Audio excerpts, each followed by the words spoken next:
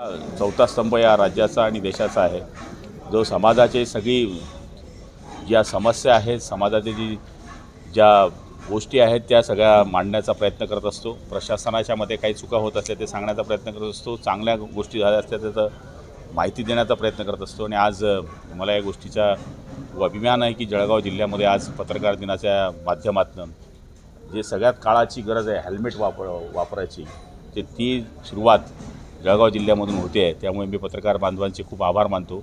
याच्यामुळे समाजामध्ये हा मेसेज जाणार आहे की आपला जीव वाचवायचा असेल तर हेल्मेट वापरणं हे गरजेचं आहे।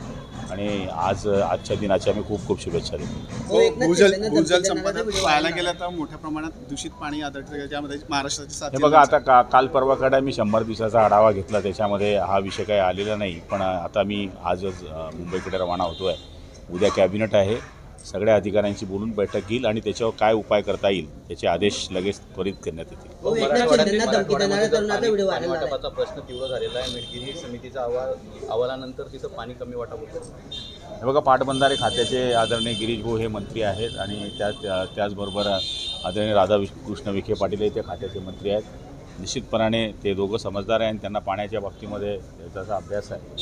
तर कोणावरही कोणत्याही प्रदेशावर किंवा कोणत्याही तालुक्यावर जिल्ह्यावर अन्याय होणार नाही असं काम ते करते। एकनाथ शिंदेना धमकी देणारा तरुणाचा व्हिडिओ व्हायरल झाला आहे, त्याच्यावरून शिवसैनिकाचा आक्रमक झाले, पोलीस ठाण्याबाहेर गर्दी झालेली आहे। हे बघा, शिवसेनेच्या लोकांना धमकी देणं हा काय पहिला दिवस नाही आहे, पण एकनाथ शिंदे साहेबांना धमकी देणं म्हणजे हा फार मोठा प्रकार झालेला आहे आणि हे कोणी सहन करणार नाही। एकनाथ शिंदेना धमकी द्यायला आणि त्यांना हे करायला एवढी जर हिंमत होत असेल तर शिवसैनिक आहे तो रस्त्यावर उतरल्याशिवाय राहणार नाही।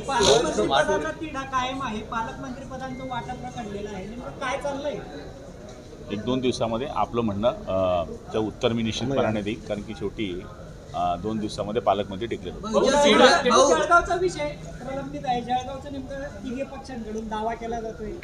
आम्ही 3 जण वाटून घेऊ।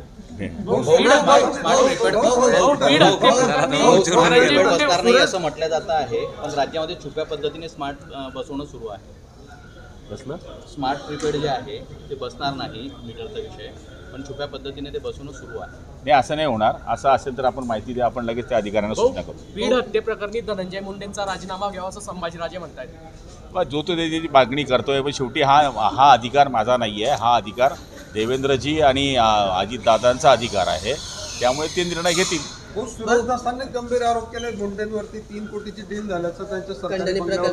मला त्याच्यातलं काहीच माहीत नाही की शेवटी त्या घटना ज्या घडल्या त्या तिकडच्या भागात घडलेल्या आहे, पण त्या आपण आमच्यासारख्याकडनं आम्ही पण ऐकतोय, तपास चालू आहे। त्याच्यामध्ये देवेंद्रजींनी काल म्हटलं आहे की कोणीही असेल त्याला आम्ही पाठीशी घालणार नाही। गिरीश महाजनांना काल पागल म्हणून उल्लेख झालेला आहे, खडसेंनी गिरीश महाजनांना पागल म्हटलेलं आहे काल एक वक्तव्य। हे मी मागेही बोललो होतो की या दोघांच्या गोष्टी ज्या आहेत या दोघांनी सांभाळल्या पाहिजे, कारण की गिरीश भाऊ आणि नाथाभाऊ हे मागच्या काळामध्ये एकत्र राहिलेले नेते आहेत। एकमेकाला पागल म्हणून काही सगळ्या गोष्टी होत नाही, कोणी पागल नाही आहे, सगळे हुशार आहेत, दोघंही हुशारी करावी, पागलपण करू नये।